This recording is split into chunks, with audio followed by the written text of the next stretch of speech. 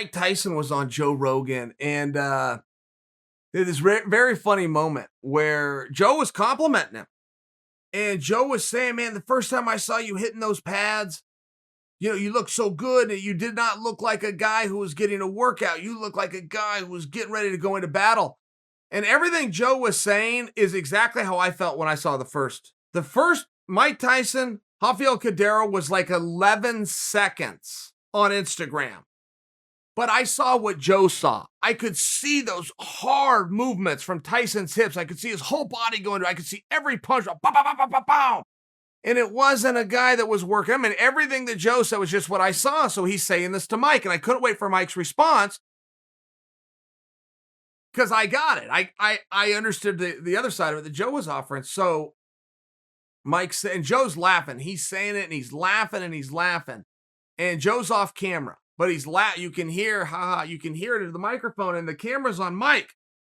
Mike says, "Man, first time I did that video and I did that workout," he said, "I couldn't leave bed for a week."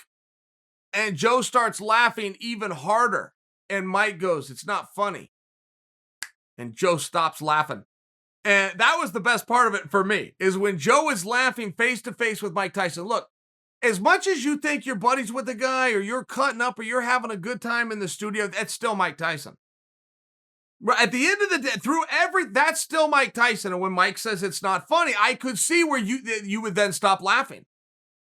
And I found that extra funny because I'm thinking, "Man, is Tyson telling the truth?" I think he is. Like, he looks like he's really serious. Now, I don't suggest for you that Mike worked out for 11 seconds and then had to go lay in bed for a week, that his body was in that kind of shape. I suspect that they had a full workout. It was probably much closer to 2 hours all in between warm-up, cool-down, strategy session, what you work on, maybe got some bag work, likely hit the jump rope in there somewhere, probably did a few. I'm just suggesting for you that after that entire workout, okay, maybe he was laid up for a week. Yeah, he probably was pretty sore. Mike had been on Joe Rogan before, and if we're to take him at his word, and I'm forced to take him at that because it's all that I have, he was telling Joe, and this wasn't all that long ago, it was like 2 years ago, and Joe said, "What have you done from your last fight to now?"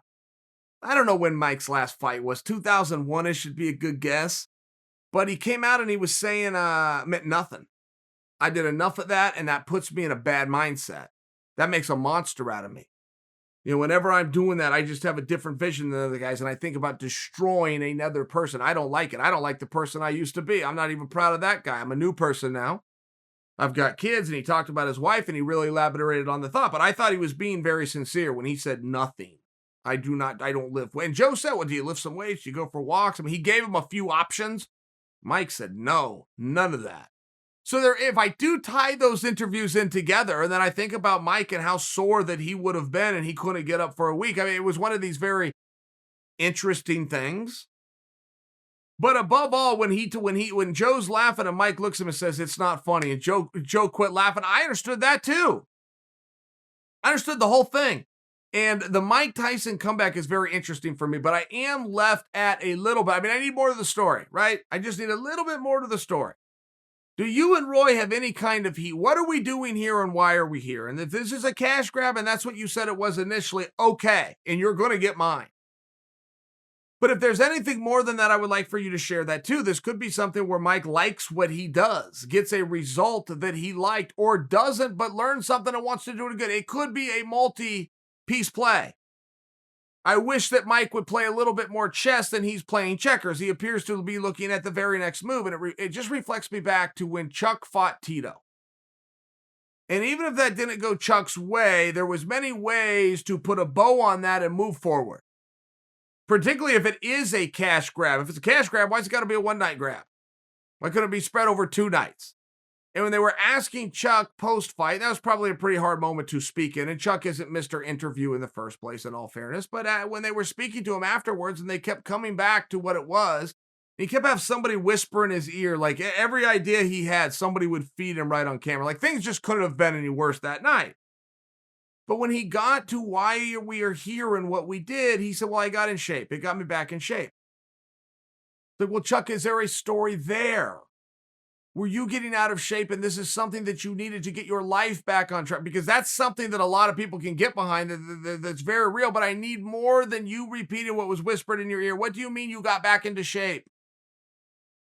We're all here just to get in shape. Wasn't there other ways to establish that? I'm only offering this for you because I feel as though Mike is starting to make that same mistake.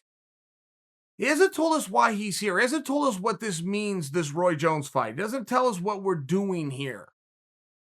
Is this for some kind of a legacy of the best fighters ever? Was there a sparring session between you two? Did Cusimano and Roy's old man have some kind of a heat? I'm making options up right now, but boxing is a very small world, and I bet we could get some time where these guys cross paths, whether it was in a ring in a sparring session, where it was verbally backstage somewhere. Maybe it was the opposite. They got along great, and they both admired each other and had every right to because they were in different weight classes and never going to see each other. But at some point, Roy Jones and Mike Tyson know one another, and they've known each other for 30 years.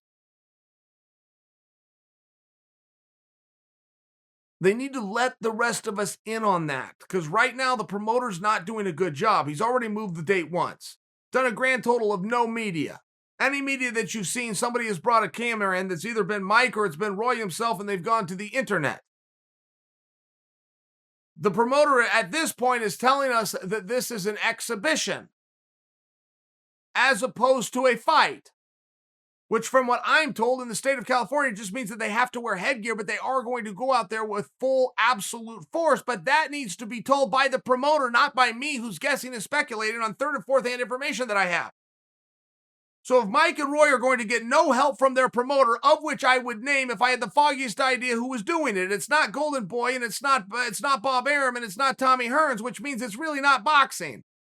So whoever got his hands on a little bit of money and got these guys to sign a contract has a story to tell. I have a feeling he's not aware of that. Many promoters aren't. They think that their job is to get a venue and set up a ring, deal with the commission, and just hope everything figures itself out. It looks like that's where we're at, which even if the idea is a cash grab, is simply not going to work. We have two guys from opposing weight classes that fought at the same time. Nobody brought them together when they were in their primes. Nobody brought them together when that fight would have made a level of sense. We are willing to suspend reality, take a leap, and sit down and stop what we're doing now. We're willing to. We want to. You have to tell us why. The promoter's not going to do it.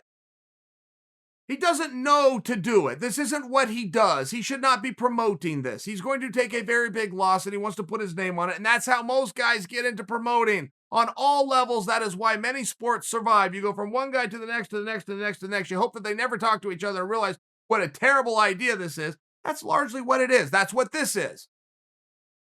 But Mike and Roy have been around for a while, and the sooner they connect these dots of all of the things that are going wrong in the world of telling the story of this fight, the sooner they can correct it.